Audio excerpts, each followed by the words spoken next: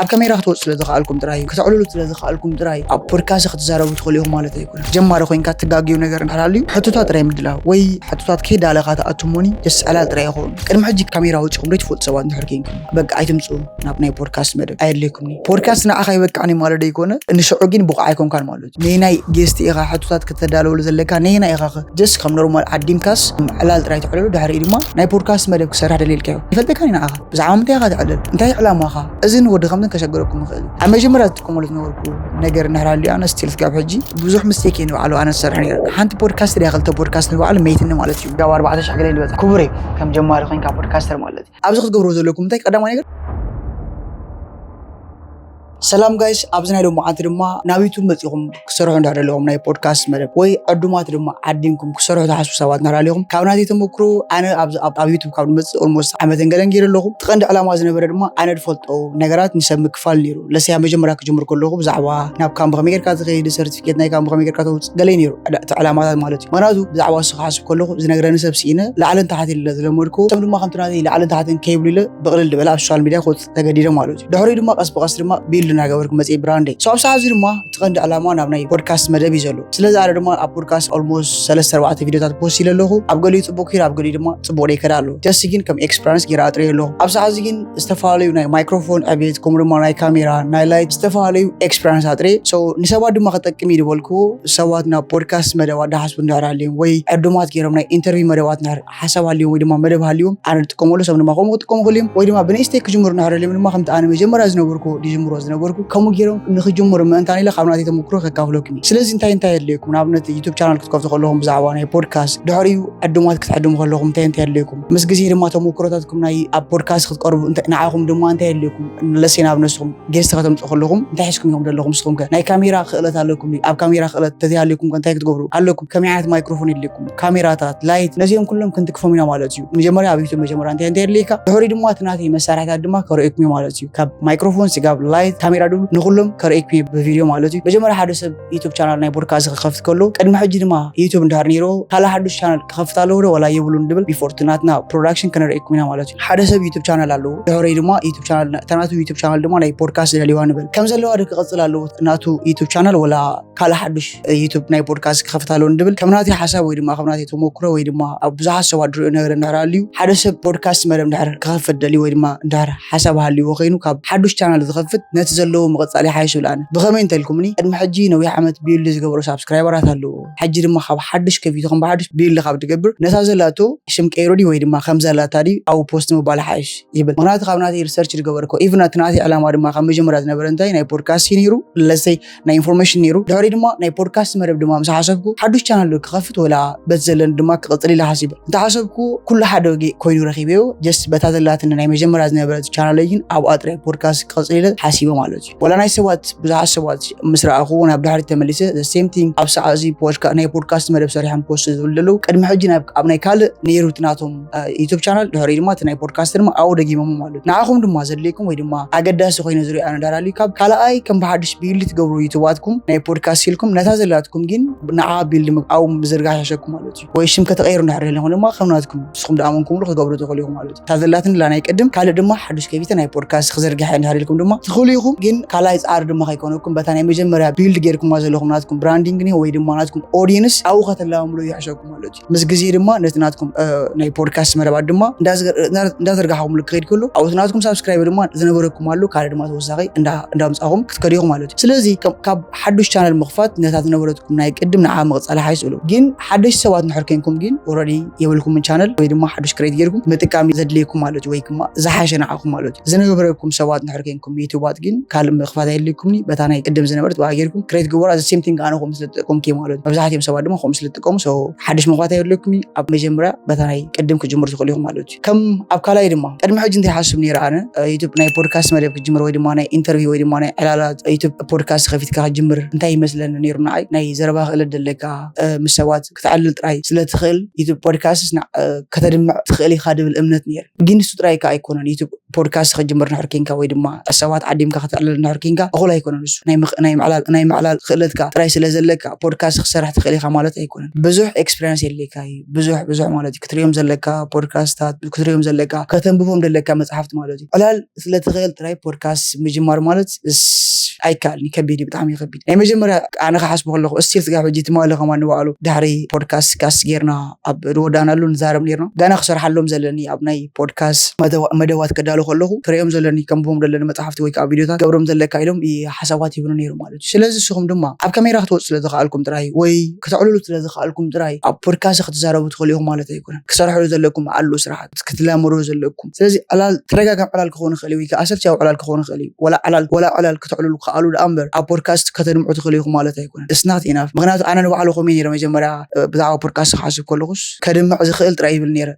أيكالني سلازي كرمي خيلت على نمو ناي مسبك على الخيل لكم بودكاست متيهم كاب معلال خيلت على نك على الخيل مسوات جين انتي كيلين بودكاست خسر أبكر كاميرا قرب انتي لين إلكم كسرحوا فتنو وي كده تصنعوا فتنو otherwise كخابدكمي ويدا ما أثرتشوا كون ناتكم ناي بودكاست مدام قالتي سلازي أنا حادي خافت تسمعوا كوسلو عفت على المالوتي كتقولوا خلوهم كلا يتوسع غير ما نهريني عفتناي كتعللوا خلوهم السوات كرم حجي كاميرا وجهكم ريت فوت سوات نحركينكم كاميرا دفرحكم نحركينو دما بقى ايتمصو نابناي بودكاست مدام ايدلكمني بينكم فيديو خسرح زي قالكم السوات ابقدم كاميرا خوينكم كسرح يتخرنيهم اتليست فيديو كرم حجي فيديو تسرحكم سوات تكون لكم وي كاميرا دما ديفرحكم سوات تكون لكم بر كرم حجي زي كاميرا ريخم ريت فوت سوات نحركينكم كرم حجي كاميرا لبكم دملؤكم زي ما نحركينو كبيدو نحكم خبركم غلي كتقبروا جن اندهار دليت هاليكم دما ناي بودكاست وي دما ناي على المدبات channel كتكفتو جس مجمرة كاميرا لمدو كاميرا مثل مدكم دما دحريكم نابناي بودكاست مدب كتدالو زلكم مالوتي ازروايس خبركم غلي مغنياتو ندعللكم كلكم بزعبات كاميرا سلتحاسبوا تعللوا انتي تبلوا لكم وي دما انتي كتعللوا علكم نبعلو قطفاكم غلي سلازي ناي كاميرا لمدخلكم مالو دحري دما نايلا لمدهم دما زحاشك خونالو وي دما كتدابروا لكم مالوتي جس علال سلازخالكا وي دما دلس لزلكا تراي ناي بودكاست وي دما ناي علال مدبات كاميرا وتيخا كسرح تخليها وي دما زحاشك تقبر تخليها مالتي يقول تدابروم زلكا اشكيلات اللو كتكسرحلهم زلكا نغرات اللو مالتي نزلكا بقعس خصوص زلكا مالتي ስለዚህ علالات ወይ ድማ እቲ ንገብሮም ዘለና ድሕሪ ካሜራ ክኾን ይኽእል ግን ኣብ ካሜራ ድማ ንሰብ ከነመሓልፍ ከለና ድማ ዝሓሸ ክኸውን ደሎ ንፈልጦ ኣለና ማለት እዩ ስለዚ እስካብናቲ ተሞክሮይ ሲልፍ ጋር ሕጂ ንዓይ ከዳኽመን ጥራይ ዝፀናሕ ማለት እዩ እቲ ኣብቲ ናይ ፖድካስት ሰው ኣብ ሰዓት ግን ተረዲኒ እስቲል ቢሉ ይገብሮ ኣለኹ ከምኡ ዝገብሩ ኣለኩም ማለት እዩ ካልኣይ ኣብ ሳልሳይ ድማ ክንሪኦ ዳሓሰብኩ ነገር እንድሕራልዩ ከተዳልዎ ከለኹም እቲ ናይ ፖድካስት መደብ ምስ ክንደይ ሰባት ኢኹም ከተዳልዎ ለሰይ ንኣብነት ምስ ክልተ ሰባት ኢኹም ከተዳልዎ ወይ ድማ 3-4 ኢኹም ብዙሓት ኣለዉ ቻነላት ናይ 3-4 ወይ ድማ ብክልተ ሰባት ድስርሑ ፖድካስታት ኣለዉ ናትኩም ድማ ኣብ ምንታይ ሓይሽ እንሃልልኩም ለሲና ናተይ ትቕንዲ መደብ ናተይ እንታይ ብክልተ ሰባት ድስራሕ ማለት እዩ ጀስት ትማሊ ጥራይ ድስራሕኒ ነይሩ ብሰለስተ ትቐንዲ ዕላማ ግን እንታይ ክልተ ሰብ ማለት እዩ ኣነ ኣለኹ ካልኣይ ጌስት ድማ ኣሎ ከምኡ ጌርና እዩ ትቐንዲ መደብ ክስራሕ ማለት እዩ ንስኹም ድማ ከም ድላይኩም ጌርኩም ክሰርሑ ትኽእሉ ኢኹም በይንኹም ወይ ምስ ካልኣይኩም ወይ ድማ ክልተ ሰባት ኮይንኩም ንሓደ ሰብ ዕድም ጌርኩም ክትሓትዎ ትኽእሉ ኢኹም ከም ዝደለኹም ማለት እዩ ዘድልየኩም እንታይ እዩ ነናትኩም ማይክሮፎን ከድልየኩም እዩ ድሕሪ ድማ ነናትኩም ካሜራ ከድልየኩም ማለት እዩ ንዕኡ ክንበፅሕ ናይ ፕሮዳክሽን ጀስት ግን ኣድልየኩም ነገር ንሕራይ ትናትኩም ጌስት ኣለኩም ንስኹም ድማ ተወስቲ ድማ ንስኹም ኣለኹም ስለዚ ካብሉ ንዓሊ ድማ ክትገብሮ ትኽእሉ ኢኹም ማለት እዩ ሳልሳይ ናይ ፖድካስት መደብ ማለት እዩ ነናትኩም እንታይ ኣድልየኩም ድብል ድማ ኣብ ቀፃሊ ክንሪኢና ማለት እዩ ከም ተወሳኺ ድማ ኣብዚ ናይ ኣብ ጌስት ክንከይድ እንድሕር ኮይና ድማ ክትዕድሞ ትደሊ ሰብ ኣሎ መጀመርያ ለሰይ ንኣብነት መብዛሕትኡ ሰብ ዝደሊ ነገር እንድሕር ፌመስ ዝኾነ ሰብ ዝደሊ ለሰይ ንኣብነት ቲክቶከር ወይ ድማ ቅድሚ ሕጂ ኣብ ዝሓሸ ፌመስ ኮይኑ ኣይሰሓደ ኣለዎ ሳብስክራይበራት ወይ ድማ ፎሎወርስ ገለ ዝደሊ ድሕሪኹም ኣብ መብዛሕትኦም ተጠቀምቲ ናይ ፖድካስት ወይ ድማ ናይ ኢንተርቪው ዲም ገለ ዘለው ይሻለ ኣብናትና ጎዳርጋ የለን ክበሃል ይቀልል ግን ኣብ ካልእ ሕብረተሰብ ድሕሪኹም በቃ ፌመስ ዝኾኑ ወይ ፍሉጣት ሰባት ወይ ሚሊዮነራት ገለ ከም ናተይ ክሪኦ ከለኹ ኣገደስቲ ድም ተልኩም ኣገደስቲ እምነትናትና ሶሻል ሚድያ ቢልድ ክንገብሮ ክሕጉዝና ይኽእሉ እዮም ግን እሶም ከመፁና ተዘይክኢሎም ወይ ድማ ንዖም ክንረኽቦም ተዘይክኢልና ድማ ኣብ ከባቢና ዘለው ሰባት ማለት ኣብ ከባቢና ዘለው ገለ መልእኽቲ ክሕልፉ ይኽእሉ እዮም ንብሎም ንሕብረተሰብ ወይ ድማ ንህዝቢ ንዖም ንባዕሉ ከም ጌስት ከነቕርቦም ንኽእል ኢና ኣብኡ ድማ እንታይ ፀገም ኣሎ ፌመስ ዘይኮነ ሰብ ወይ ድማ ኣብ ቅድሚ ሕጂ ኣብ ካሜራ ውፅእ ዘይፈልጥ ሰብ ደሸግሮ ነገር ንሕራልዩ ድማ ናይ ካሜራ እዩ ኣብ ቅድሚ ካሜራ ክረአ ይደልኒ ወይ ድማ እቲ ዘለው ብቕዓት ወይ ድማ እቲ ዘለው ኤነርጂ ንሰባት እኹል ኣይኮነን ኢሉ ስለዝኣምን ከኣበይኩም ይኽእል ወይ ድማ ክመፃልኩም ኣይክእልኒ ኣብዚ ክትገብሮ ዘለኩም እንታይ ቀዳማይ ነገር ክተእምንዎ ዘለኩም እንተዘይእሚንኩሞ ድማ ካልእ ከምኡ ማለት እዩ ኣብ ከባቢኹም ዘለው ሰባት ንዖም ኣደልይኹም ስጋ ብስኹም ኣብ ዝሓሸ ተበፅሑ ወይ ድማ ከም ጀማሪ ኩሉ ሰብ ክመፀልካ ይክእልኒ ጀሚርካዮ ክሳብ ዘለካ ድማ ሰብ ከድልየካ ይኽእል እዩ ናይ ፖድካስት መደብ ክሳብ ዝኾነ ስለዚ ነቶም ኣብምኹም ዘለው ሰባት ክትእምንዎም ፈትኑ ግድን ፌመስ ዶ ወይ ድማ ፍሉጥ ሰብ ደገ ላይ ትበሉ ከም ሳብ ዝተፈላለዩ ፖድካስታት ንሕሪኹም سي حدا فيمس لخونا اب 4-5 ቻናላት ይኸጥልዩ ስለዚ ሰኹም ድማ ጀሚርኩም ከምኡ ክረክብ ይወላ ኣይትበሉ ማናቱ ክኸብደኩም ኸሊሱ ሓደ ፌመስ ዝኾነ ሰኻ ጀማሪ ደክ መጸልካ ይኸሊ የጋጥመን ስለት ነበረ ስለዚ ኣገዳስነት ኣይክህልዎን እቲ ናይ ፌመስ ምምጻን ደይ ምምጻን ማለት ተመጺልካ ሓቲትካዮ ጽቡቕ ኣይመጸልካን ድማ ረሳዓዮ ካልእ ኣብ ከባቢኻ ፓወር ደሎን ወይ ድማ ኣብ ዝኾነ ስራሕ ደሎ ግን ካብኦም ድማ ገለሰብ ክመሃር ይኸእል ትብሎ ሰብ ነራልዩ ንዑ ረኺብኩም ኣዛርቦ እሱ ንሕራቢኩም ድማ ሰባት ቀይሩ እንድሕር ኣብየምኩም ድማ ባዕልኹም ቲ ፖድካስት ክሰርሑ ትኽእሉ ማለት ከምናተይ እዚ ከምናተይ ሶሉሽን ተጠቅሙ ኩሉ ማለት ኣብቲ መጀመርያ ከምዚ ጌርኩም ትጥቀሙ ትኽእሉ ማለት እዩ ናይ ዕዱም ማለት ጌስት ገድን ፌመስ ኣይትር ዘይራኸብና ይትብሉ ቁም ነገር ሓዝል ሒዙ ደሎ ወይ ድማ ዝኾነ ጠቕሚ ዘለዎ ከመሓልፍ ዝኽእል ብዝተፈላለዩ ማለት እዩ ለሰይና ኣብነት ሓደ ነርሲንግ ክኾን ይኽእል ወይ ድማ ኣብ ሓደ ዓዲ ነዊሕ ዓመት ገበረ ናቱ ኤክስፒሪየንስ ዘለዎ ሰብ ክኾን ይኽእል ንዑ ረኺብኩም ኣዛርቦ ከምዚ ተመክሮ ለካስ ብዛዕባ እዚ ድማ እንታይ ትብለና ንዓና ብዙሕ ሰብ ካባኻ ክመሃር ይኽእል እዩ ኺልካስ ፖድካስት ለንመደብ ሞኒ ብዛዕባ እዚ ኣልዕልና ኣይኒሚን ንበሃል ገለልኩም ከተቕርቦ ትኽእሉ ማለት ስለዚ ከም ጌርኩም ተዛረቦ ማለት ካልእ ድማ ኣብ ናይ ፖድካስት መደብ ዝርዮ ኢቭን ከምኡ ኣልዕልና ብዝናትና ቲም ዘለዉ ንዛረብ ኢና ብሕቶ ጥራይ ከረዳልዎ ኣለና ኢልና ንሓስብ ሰባት ኣለና ሕቶ ጥራይ ምድላው ጥራይ ደይኮነ ኢቭን ንባዕሉስ ከም ዕላል መደብ ከተዳሉ ትኽእል ኢኻ ክትገብሮ ዘለካ ነገር ንህራልዩ ንኹሉ ሰብ ኣይኮንኳን ሕቶ ተሓቶ ንገለገለ ሰብ ጀስ ዕላል ጥራይ ክመጽእ ይኽእል እዩ ዕላል ድማ እንታይ ይመጽእ ሕቶታት ክመጽእ ከምዚ ናይ ምሕታት ነገራት ድማ ክመጸልካ ይኽእል እዩ ስለዚ ግድን ሕቶታት ኣዳሊኻ ምእታው ናብ ካሜራ ገለ ክንደይ ናይ ከይድሊ ማለት ብናተይ ፖድካስታት ሰርች ኣብ ዝገበር ኩሉ ፖድካስት ማለት ኢንተርቪው ምግባር ኣይኮነን ለድስ በቃ ምዝራ ማለት ኢቭን ድሕሪኹም መስገድን ወላ ፖድካስት ዝኾይኑ እኮ ብኣውዲዮ ፖድካስት እኮ ኣሎ እንድሕር ኣሰበልኩም ሉ ናይ መጽሓፍቲ ፖድካስት ኣሎ ኣውዲዮ ጥራይ ማለት እዩ ገጾም ከይረኣዩ ጀስ ድምፆም ጥራይ እናሰምዐ ዘዕልልዎ ኣለዉ ስለዚ ግድን ናብ ካሜራ ወይ ናብቲ ፊልም ክትገብሩ ከለኹም ክትኣትዉ ከለኹም ሕቶታት ኣዳሊኹም ገለ ኣይኮነን ንገለገለ ሰባት ሕቶታት ከተዳልውሎም ትኽእሉ ኢኹም ንገለገለ ሰባት ግን ጀስ ከም ዕላል ጌርኩም ጥራይ ከተዳልዎ ትኽእሉ ኢኹም ሕቶታት ኣይተሓትትኒኻ ኣብ ገለገለ ድማ ሕቶታት ጥራይ ተብዝሕ ገለ ይብሉን እዮም እስቲል ንዓይ ማለት እዩ ኣብ ስራግል ጌርለይ ዘሎ ዳርጋ ሕጂ ቁርብተይ የመሓየሽ ኣለኹ ካብቲ መጀመርያ ስጋብ 2-3 ናበልና ማለት ጀማሪ ኮይንካ ትጋግዩ ነገር እንድሕራልዩ ሕቶታት ጥራይ ምድላው ወይ ሕቶታት ከይዳለኻ ተኣትሞኒ ጀስ ዕላል ጥራይ ይኹን ዕላል ድማ ብልዕሊ ዕላል ጀስ ከምዚ ቦሪንግ ይኹን ነናይ ጌስት ኢኻ ሕቶታት ከተዳለወሉ ዘለካ ነናይ ኢኻ ጀስ ከም ኖርማል ዓዲምካስ ዕላል ጥራይ ትዕልሉ ድሕሪ ድማ ዕላል ድማ ከም ሓሳብ ካብ ውስጥኻ ክምንጭ ይኽእል ወይ ድማ ዝኾነ ክመጻልካ ይኽእል ንዑ ከም ሕቶ መሳለ ትደርብየሉ ማለት እዩ ጀስ ወረቐት ጽሒፍካ ዳልዮ ሕቶታት ገለ ኣይኮነ ምክንያቱ ፖድካስት ማለት ኢንተርቪው ማለት ኣይኮነ ከይትደናገሩ ስለዚ ተረዲኹም መተው ነዚ ማለት እዩ ሳልሳይ ነዚ መስሊ ማለት እዩ ፕሮዳክሽን ድማ ቅድሚ ምእታውና ክንፈልጦ ዘለና ነገር እንህላልዩ ፖድካስት መጀመርያ ክትጅምሮ ከለኻ ዕልል ኣይኮነን በይንኻ ኢኻ ቪድዮ ትሰርሕ ነርካ ወይ ድማ መጀመርያ ኢኻ ድማ ቪድዮ ወፂኻ ደይትፈልጥ ነሕሩ ኮንካ ጀስ ሰባት ግን ክሓትት ወይ ድማ ክዕልል ክእል ኢልካ ክትጅምሮ ከለኻ ዘጋጥመካ ነገራት ኣሎ ኢቭን ካብቲ ናትካ ቻናላት ድመፁኻ ሰባት ኢቭን ሰባት ዓዲምካ ትረኽቦም ሰባት ግድን ናይ ፖድካስት ኢልካ መደብ ኣውፂኻ ወይ ኢንተርቪው ኢልካ መደብ ኣውፂኻ እንድሕር ሰባት ዘይረኺብካ ገለ ስጋብ ትረክብ ክጽበይ ይብልካ እንታይ ዳልካ ኢቭን ንስኻ ንባዕሉስ ከም ፖድካስት በይንኻ ክሰርሕ ትኽእል ኢኻ ማለት እዩ ግድን ሰባት ከተምፅእ ኣለካ ማለት እዩ ሰባት ቀንዲ ዕላማ ናይ ፖድካስት ሰባት ኣምፂኻ ኤንሚን ምባል እዩ እንታይ ዘይረኺብካ ድማ ደሎ ነገር እንድሕራልዩ ቻነልካ ብጌር ከይመተካ ባዕልኻ ድማ ከም ፖድካስት ናይ በይንኻ ክሰርሕ ትኽእል ኢኻ ማለት እዩ ኣብቲ ናትካ ቻነል ስኪል ናትካ እንዳዓበየ ክመፅኡ ሰባት ድማ ኦኬ ክፈልጡኻ ክጅምሩ እዩ ማለት እዩ ደይፈልጡኻ ሰባት ግን ንስኻ ሓዱሽ ኮንካ ቻነል ከፊትካ ሰባት ክትዕድም እንድሕር ደሊኻ ሰባት መን ኢሎም ክመፅኻ ለሴና ኣብነት ደው ኢልካ ኢለው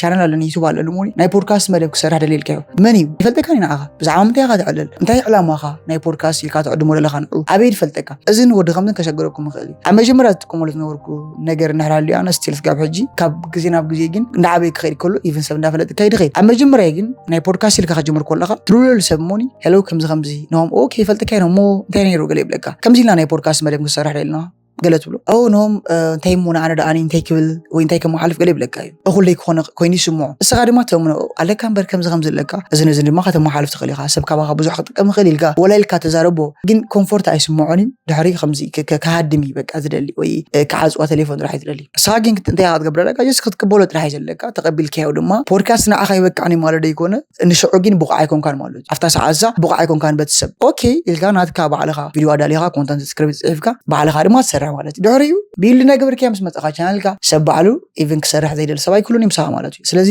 እዝን ወዲ ከምዝ ከጋጥመኩም ይኽእል እዩ ክስኹም ሓደ ግን ከም ዕላማ ክትሕዝዎ ዘለኩም ድሕር ኮይኑ ኦኬ ናይ ፖድካስት ይቐንዲ ዕላማ ኢልኩም ድሕሪ ናይ ፖድካስት ድማ ድሕር ኣብ መጀመርያ ክኸውን ተዘይክኢሉ ወይ ክረክም ተዘይክኢለ ጌስት ባዕለይ ቢል ዘይገብሮ ኢልኩም ተሓስቡ ድሕሪኡ ስኪልኩም ንዓበይ ክመፅእ እዩ ኮምፎርት ክስማዓኩም ኣብ ቅድሚ ካሜራ ኩሉ ነገር እናቐለለ ክመፅእ ሽዑ ናይ ፖድካስት ዕላማኩም ክትገብሮ ትኽእሉ ኢኹም ማለት እዩ ስለዚ እዝን ወዲ ከምዝን ከጋጥመኩም ይኽእል እዩ ሶ ነዚ መስል እንታይ ኢልና ኣለና ቻናል ክጅምር ከለኻ ናይ ፖድካስት ሓዱሽ ኢልካ ክሬት መግባር የለ ካኒ ተይርካ ጽቡን ተይርካ ድማ ዝጸበቀ እትናይ ቅድመ ሕጃልካ ተቀመለ ተኸለኻ ካላይ ድማ ዳሕሪልና ጌስት ዕድም ከተረክብ ኮለኻ ወይ ድማ ክትዛረብ ኮለኻ ናይ ምዝራብ ክእለትካ ድማ ሓብሉ ወይ ድማ ከየለካ ይልምድ ማለት እዩ ኣብ መጀመርያኻ ጀስ ዓላል ጥራይ ስለ ትኽእል ፖድካስት ተድሚዕኻ ማለት ኣይኮነን ከም ሳልሳይ ዝረኣናይ ድማ እንድሕራልዩ ጌስት ድማ ክንደይ ዕድማት የድልዩኻ መጀመርያ ፖድካስት ክትከፍት ኮለኻ ናትካ መደብ ናይ ክንደይ ድብል ድማ ከም ናትካ ድሌት ማለት እዩ ካብ 3-4 ክኸውን ይኽእል እዩ ተቐኒ ናትና ዓላማ ግን እንታይ ጀስት ክልተ ማለት እዩ ኣነ ለኹት ጌስት ሎ ማለት እዩ ሳምታይምስ ድማ ክልተ ሰለስተ ክንከውን ንኽእል ኢና ሞርዛን ሰለስተ ግን ንኾንና ማለት እዩ ንስኹም ግን ከም ዝደለኹም ትኮኑ ትኽእል ኢኹም እቲ ጌስት ካበይካ ከሎ ግድን ፌመሳት ኣይኮንኩም ዘድልይኩም ቀስ ብቀስ ቤሎ ክትገብሮ ትኽእሉ ኢኹም ጀስት ካብ መጀመርያ ግን ካብ ዕረኽትኩም ክጅምሩ ትኽእሉ ኢኹም ንባዕሉ ማለት ኣብ ከባቢኹም ዘለዉ ዕረኽትኩም ቁም ነገረኛታት እንድሕር ኮይኖም ወይ ድማ ዝኾነ ስኪል እንዳሃልዮም ወይ ድማ ዝኾነ እንዳሃልዎም ፓወር ኢነርጂ ገለ ንዕኦም ዓዲምኩም ምስኦም ኮይንኩም ክትዕሉ ትኽእሉ ኢኹም ድሕሪ ቀስ ብቀስ ድማ ከባቢኹም ዘለዉ ወይ ድማ ኣብ ሶሻል ሚድያ ትሪኦም ሰባት ድዮም ገለ ብኡ ጌርኩም ትኸዱ ኢኹም ማለት እዩ ከም ልምዲ ዘይብሉ ሰብ ግን ስኪል ቢልድ እናገበርካ ስለትመፅእ ኣብ ዓበይቲ ክትከይድ ከለኻ ድማ ንዕኦም ክትሓቶም ከለኻ ድማ ኣይከብደካኒ ኣብ መጀመርያ ግን ከም ዝናገበርኩም ኣብኡ ክትፀንሑ ትኽእሉ ኢኹም ማለት እዩ ናብ ፕሮዳክሽን ድማ ንኸይድ ኣብ ፕሮዳክሽን ምስከድና ድማ ንኣብነት ዘድልዩኻ ነገራት እንታይ እዮም ጀስት ካሜራ ሃድለይካ ናይ ፖድካስት መደብ ሃድለይካ ቀንዲ ዕላማኹም ናይ ፖድካስት መደብ ንድሕር ኮይኑ ክንደይ ካሜራ የድልየኩም ለሲ ንኣብነት 2 ሰባት ንድሕር ኮይንካ ኣትሊስት ካብ 3 ስጋብ 2 ከድልየኩም እዩ ማለት እዩ 3 ማለት ንዓኻ ነቲ ሆስት ኣላ ማለት ንዓይ ነቲ ጌስት ድማ ሓንቲ ካሜራ ኣላቱ ክሎዝ ኣፕ ድማ ኣላትና ማለት ንኽልቴና ድማ ጤሜራ ትሕዝ ኣላ 3 ካሜራ ከድልየና እዩ ኣትሊስት ኣብ መጀመርያ ንጥቀመሉ ናትና ነበረ እንታይ እዩ 2 ካሜራ ግድን ኣለዋ ነቲ ጌስት ነቲ ክሎዝ ኣፕ ታሳልሰይቲ ድማ ሞባይል ንጥቀም ማለት እዩ ናተይ ሞባይል ጌርና ንዓይ ማለት እዩ ንጥቀመላ ኢና ምስ ግዜ ግን እንዳሃሪናዮ ኣገዳስነቱ ናይ ካሜራ ወላ ኣብቲ ናይ ሞባይል ኣብቲ ካሜራ ቁርብቲ ያለው የዋጃ ብረካ እዩ ላይክ ጽቡቕ ኣይኮነልካን ግን ምስ ግዜ ትሪኦ እንዳሃራልዩ ኦልሬዲ ከም ኦፕሽን ኢኻ ትጥቀመሉ ዘለኻ ገለ ግን ሽዑ እንታይ ሓሲብና ንሕና 2 ካሜራ ኣለና ሞባይል የለና ሶ ክሎዝ ኣፕ ድበሃል ናይ ማእኸል ንኽልቲና ጤሜራ ትሕዝ ኣይተድለይና ና ማለት እዩ 2 ሓባ ጥራይ የለና ኢልና ማለት እዩ 2 ሓባ ግን እኹል ኣይኮነን 3 ማለት እዩ ኣብ ካልእ ፖድካስታት ንሕሪኹም ኣብቲ ዓበይቲ ገለ እስካብ 5 ገለ ይምጥቀሙ ጀስት ግን ከም ጀማሪ ግድን 3 ካሜራ ከድልየኩም ማለት እዩ 3 ካሜራ እንተዝሃልየኩም ግን ኣትሊስት 2 ካሜራ ከልኦኩም ተዝሃልየኩም ካሜራ ግን ፖድካስት መጀመርያ ኣገዳስነቱ ኣይክልዎን ካብ መጀመርያ ክጅምር ከለኹ ኣነ ዝኩረየ መጀመርያ ተመልስኩም ዓመት ኦልሞስት ከይንሉ ሞባይል ነይሩ ማለት እዩ ሞባይል ከይኑ ማይክሮፎን ኖርማል ብሉቱዝ ነይሩ ሶ ከም ድሌ ጥራሕ ነይሩ ላይክ ድሌ ጥራሕ ነይሩ ምድለዋት ገለ ዝበሃል ኣይነበረን ስለዚ ንስኹም ድማ ካብ ናተይ ተመክሮ ክነግረኩም እንዳር ደልይኹም ናይ ፖድካስት መደብ ንሃልይኩም ኣትሊስት ካሜራ ከድልየኩም እዩ ማለት እዩ ካሜራ እንተዝሃልየኩም ግን ጀስት በይንኹም ኮይንኩም ጥራይቱ ጀምሩ በይንኹም ኮይንኩም ፖድካስት ስሩ ምስ ግዜ ድማ ኣስኹም ባጀትኩም ኣውፅኹም ዲኹም ገለ ኢንቨስት ጌርኩም ካሜራታት ገዚእኹም ማለት እዩ ግድን ካሜራ ሓዳሽ 4,000-5,000 ገለ ያለይኩም ጀስት ሰከንድ ሃንድ ዝሓሸት ካሜራ ብዙሕ እርግደ ይበለት ገለ ገዚእኹም ትጥቀሙ ትኽእሉ ኢኹም ማለት እዩ እንታይ ኢልና ኣለና ግን ንኽልተ ሰባት ዘድልዮም ነገር ንሃልዩ 3 ካሜራ ከድልየኩም ማለት እዩ ክሎዝ ኣፕ ንዓኹም ነቲ ጌስት ማለት እዩ ሕሰቦ ኢማጂን 3-4 ሰባት ናርከንኩም ድማ ንናትኩም ከድልየኩም ይኽእል ማለት እዩ ሶ 3 ካሜራ ተጠቀሙ 3 ካሜራ ኣኹሊ ማለት እዩ ንኽልቲኹም ታሕዘኩም ይኽእል ማለት እዩ ናይ ማይክሮፎን እንዳሃር ከይድና ድማ ማይክሮፎን ዋየርለስ ማይክሮፎን ኣሎ ከምዚ ሕጂ ትጥቀመሉ ዘለኹ ድማ ማይክሮፎን ኣሎ ሕጂ ኣብዛ ሕጂ ዝሰርሕ ዘለኹ ንዓኹም ከርእየኩም ኢለ ትማል ድማ ዘዳለናያ ፖድካስት ነይራ ድማ ኣብኣ ድማ ተጠቂምና ኣለና ማለት ቅድሚኡ ዝነበረ እንጥቀመሉ ዝነበርና ግን እንታይ ዋየርለስ ማይክሮፎን ማለት እቲ ዋየርለስ ማይክሮፎን ድማ ለሲና ብነት ኣሎ ኣብዚ ከምዚ ዓይነት ማለት እዩ እዚኣ ኮንታክት ገብሩ ኣብ ሞባይልኩም ማለት እዩ ለሰይ ኣብ ካሜራኹም ድሕሪ ድማ እዚ ድማ ኣብ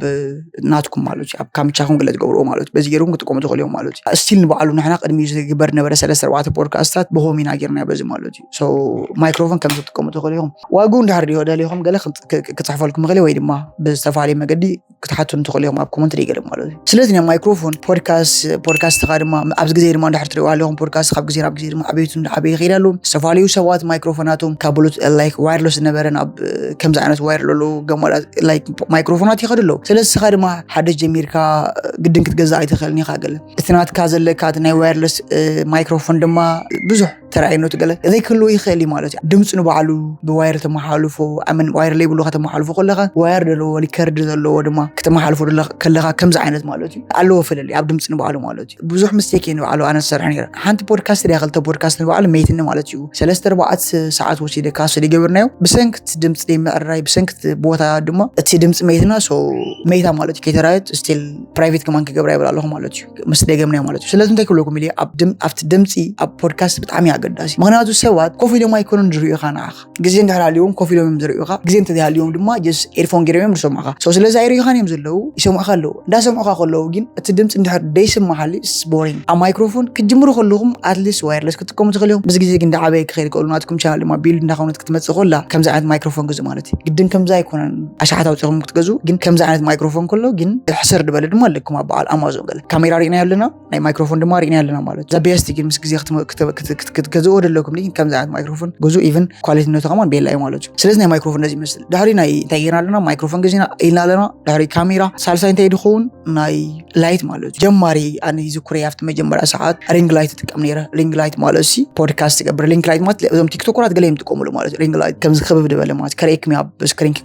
كغرفولكمي رينج لايت سيو رينج لايت نبودكاست كفيديو كتتكملوا كم أمارات تزهلي كباجت قال دهاني كنت كملوا تخلي خاجين دهالي كباجت نخد عبيد بال لايت مجزاء قداسي مالوج كلتها من ده عبيد بال لايت كريكمي ناو أنا بكاميرا غير كريكمي جينا حجي أنا رينج لايت أبوركاست كاميرا ولا كاميرا هم سبوا كله بس حسنا استي كله يخلي أوبشنال جين كنت كملوا تخليهم مالوج حسر دبل ديهم قال جزيهم إنه ميزان كنت كملوا تخليهم سو نزي مثلنا لايت مالوج لايت قداسي اندحر باجت تزهليكم وي مجزي ما تزهلي جنبرت نحركينكم دما تاي زليكم ايفن ناي نيتشر مالوج مسكوتكم تخفتوا في نستراناتكم وي دما معط غزاكم دي قال وي دما ابدغونكم ديهم قال جس بنيتشر تراكم تقوم دغليهم مالتي صحي برهان مالوج صحي برهان كتقوم دغليهم صحي برهان او صحي برهان يترفن وي دما اغمي رينج لايت نحريلكم دما رينج لايت تغزو حسر دبل حسري 50 قرش قرش قال يدبص كوم تغزو خلت سلسته بانجيركم كتقوم دغليهم او كاون لعلي اغمي دما نحريلكم دما ابي دبل لايت كم زرحنا انتكم لو تغور دغليهم سلازي مايكروفون كاميرا لايت نزير مثل مالوج ابزي كلكم زل نحراليو عند فوكس كتغبروا لكم اب ناي بودكاست مدب دمتي تعمي قداسي ايفن دما كاميراهم دما نصر كونالو مالت سئلو مالوج سال كله ترالي خالي خاطاتو قال من لقله جن كم قال ختبل وياب دمت ديخا قال خموتك يخاليو نعايز موتني فيديو سلازل مالوج 4 5 ساعات غيرنا كاس غيرنا وقال غيرنا ايديتنجلن كما حيصلنا ديك المالوج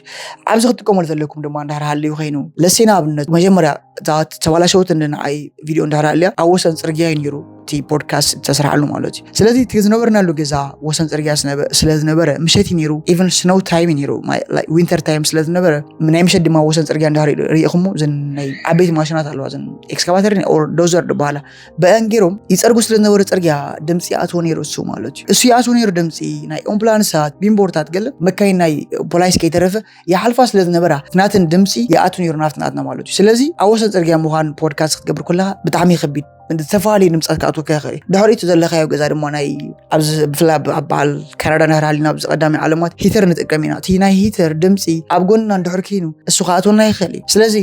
ነዝን ወደ ከምዝን ከጥፋሉ ንኸር እንደራልዩ ሓደ ነገር ንጥቀመሉ ማይክሮፎን አገዳሲ ማለት አትሊስት ከምዝ ማለት ነት ድምጽ ድመጽ በደገ ፊልተር ገይሩ ዳልፈልናት ናትና ድምጽ ድራይ ማለት ድምጽኩም ፎከስ ክትገብሩለኩም በጣም ክትከደሱ ላለኩም ዳሪ ድማ ናትኩም ቪዲዮ ድማ ትክናት ኳሊቲ ድማ ክትከደሱ ሞር ፎከስ ክትገብሩለኩም ማለት ስለዚህ ነዚህ መስል ማለት ነዚህ ሁሉ ዝበልኩኩም ተጠቂምኩም ፖድካስት ከጀምሩ ተኸሊኩም ናህና ድማ እንታይ እንጥቀም ደብል ድማ ቅድመ ሕጂ ነጊሮክሚ በሞባይል ግሬ ጀሚር ዳሪ ዝነበረ ላይት ናቲ ድማ ኢቭን ኔቸር ብራና ይጠቀምኩን ግን ላይ ሪንግ ላይት ተጠቂሜ ማይክሮፎን ክትጠቀም ከለኹ ድማ ዋየርለስ ጌራ ተጠቂሜ ስለዚህ ኣብ ሰዓት ድማ ምስ ግዜ ተዳለነው ነገራት ንሕራሉ ድማ ዳሪ ዝሁሉ ካብ ማይክሮፎን ጀሚርካ አዳልና ለና ማለት ስለ ናትና ደለና ኣብ ሰዓት እዚ ክነቶ ኩሚና ስለዚህ ነው ንኺድ ማለት እዩ ንመጀመሪያ ሕጂ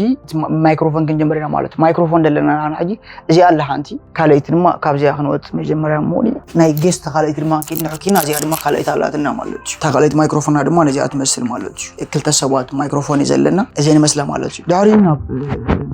ስጋው 14 ገለ እንበጽ 5 ለንስ ምስለንሱ ገለ ኩብሬ ከም ጀማሪ ኮይንካ ፖድካስተር ማለት ስታንድ ድማ ነለኩም እዚ ማለት ስታንድ كبركم لكم خليدي جسجين حسر دبله كاميرا هم دي ويدما موبايلكم كحزلكم دخلك تقبروا تقوليهم على كاليت لاتنا الصورة أي زرقة هوان the same thing صار ما كانان مالوج كانان كتقوم تقوليهم سوني قلنا بحال مالوا كم عقمهم كم باجتكم مالوج دحورينا ولايت دمان مزينا ناتنا لايت لابس عز يجينا نتكم دلنا كاليت لايت لاتنا بغلت لايتنا نتكم من سلسين دلوانا عمران يزبال تينا تو تلايت مالوج عمران 100XS قال يزبال سوما أتيهم بأمازون ينجزين يورا أمازون أتيهم واجا نعهم دواتكم قال كتجوز تقوليهم مالوج جدا عليكم أوبشن أسئلة لكم أو نعهم دوك عم جمرة كلاريهم كتجوزوا تقوليهم مالوج أزلكم ستاند دماناتو لكم باشماتو نايكم على سبس لذيكم كيفلتوني أنا بقى كم زجيركم كتجوزوا تقوليهم مالوج كم زولكم تناي كلاي تناي جيست تناي خلاي جيست دما أبزحان ومبر مالتي ومبر دما هم صدقكم تخليهم ويدما ولاد أولادهم قال صدقكم تخليهم مالتي نحن أب سعازي أب أوفش تغارينا يكون نسرح جس أب جزانا خوينا بودكاست نسرح دلنا نسخهم دما خم غيركم كسرح تخليهم مالتي so كبيرة يكونن جمار خوين كولا حد ريتفل أينو خد فيديو أنا نبغى خبيد النيرو يوتيوبر أب يوتيوب أب ناي channel يوتيوب كركباي كالكم سلازي أنا زحلفكم وس أنا زحلفكم وس عندما كي كبركم نباليكم عند حسابات نهراليكم كم زجيركم بزناتنا حجر نزرق على لهم جيركم كجمرة تقوليهم رغنا ريتون نهراليكم كومنت ما أب كومنت حدوتنا لقينا نصر عليكم نخيلنا مالود سلازي نايلو ما عند فيديو نزي مثل مساكم أنا هكونومي مس كاميرا مان حسابات لهم أبناتنا يوتيوب مرأيكم ليت رافقكم أتليست كم تمسوا عبرسن تجين سبسكرايب كي جبركم سلاتري لهم بليز سبسكرايب بيركم رأيو نعم سبسكرايب يغفلكم على ما سبسكرايب حاجة سلازغنا even مورالكم جبر سلاد حجزنا سبسكرايب بيركم حلو في مالتيو إذا لو ما عند فيديو ما تقيمكم ده على ما تقامي تقولوا نورجنكم لما لا يجيركم حلو في قوم لما نبي سكون دي وايد ما نعم حاسكم شير جورو مالتي thank you so much أتعو مالتي